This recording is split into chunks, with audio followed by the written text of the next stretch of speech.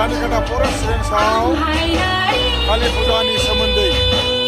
Function जादों, देंखो मोनाबिलि जादों। बेवहाय बर' सिनेमा एलबामनि एक्ट्रिस आनतोलोफोरनि एक्ट्रिस कबिता बसुमतारी आरो बिथांजोनि हानजा मोसानाय फैयो।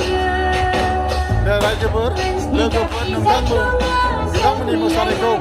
आंनि टाइम पास आइटुब चेनेलनि गेजेरजों दान्दिसे नायनाय बेसे मोजां जायो जाया बयबो नायनानै आं नोंथांमोनखौ खावलायनाय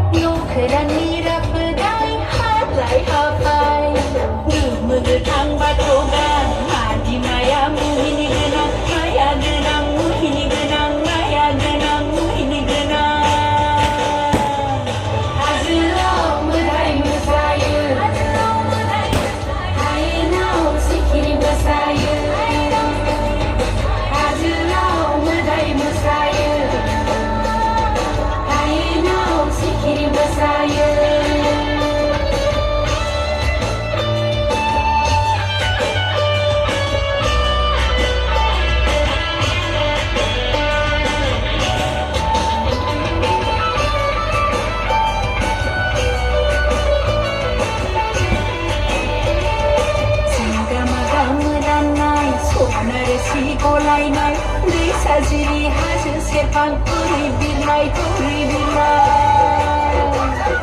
जिंगा मादा मोदाननाय सनारि सि गलायनाय दै साजिरि हाजो सेरफां उरि बिलाइ